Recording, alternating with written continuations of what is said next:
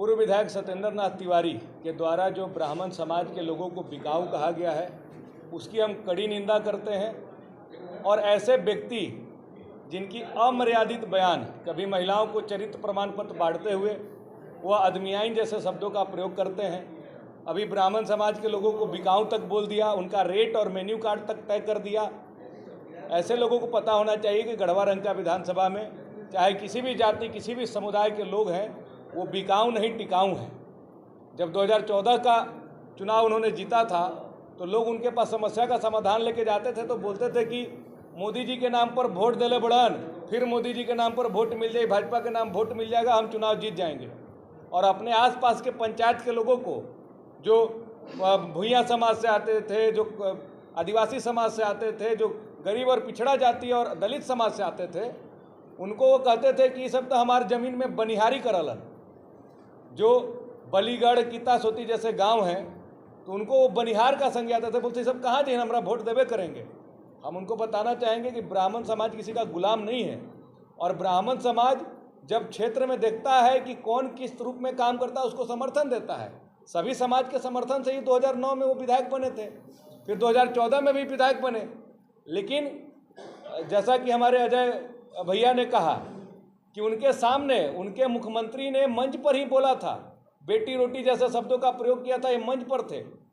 और अब इनकी बिलबिलाहट इसलिए दिख रही है कि उसी समाज के लोग उनके 10 साल के कार्यकाल का आकलन किए और उनको लगा कि नहीं, हमको ठगा गया है। किसी भी गरीब ब्राह्मण परिवार को इन्होंने सहयोग करने का काम नहीं किया। किसी भी गरीब परिवार के घर में किसी भी तरह का घटना दुर्घटना हो गया तो उसको उन्होंने मदद करने का काम नहीं किया।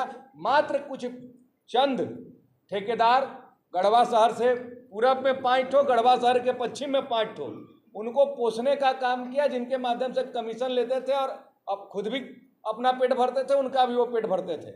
इसीलिए कोई भी विधायक कोटे का काम धरातल पर नहीं दिखता है।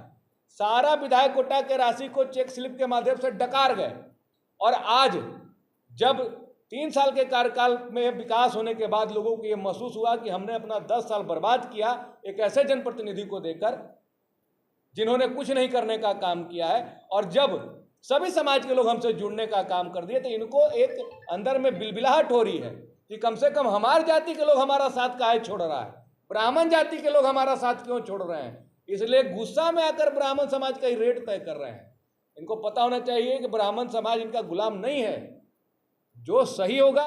आप लोगों के चैनल्स में, पत्र पत्रिकाओं में, समाचार पत्रों में कि पूर्व विधायक श्री सत्येंद्र तिवारी ने ब्राह्मणों को बिकाऊ बोला।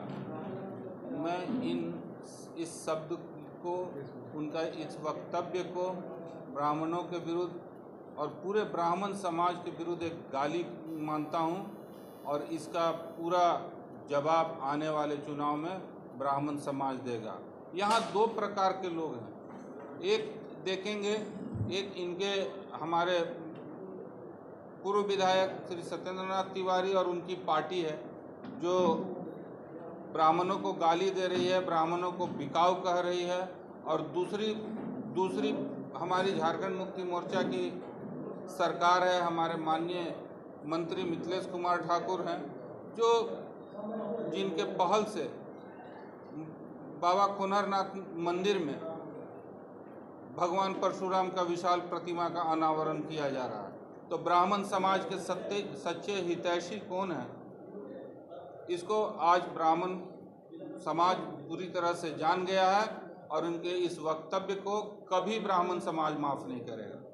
और जो इनकी गढ़वा विधानसभा का क्षेत्र की बात मैं नहीं कह रहा हूँ, पूरा झारखंड को इन लोग जो बिकाऊ कह रहे हैं, ब्राह्मण समाज बिकाऊ नहीं, पूरा झारखंड बिकाऊ नहीं है, टिकाऊ है। इनके आका भी देख लिए हैं, हमारे मुख्यमंत्री को, माननीय मुख्यमंत्री को खरीदने की कोशिश की, जेल जाना पसंद किया, लेकिन उनके आगे झुकना पसंद नहीं किया। वही स्थिति गढ़वा में होगी, वही ब्राह्मण समाज उसी तरह से इनको वोटों से जवाब देगा।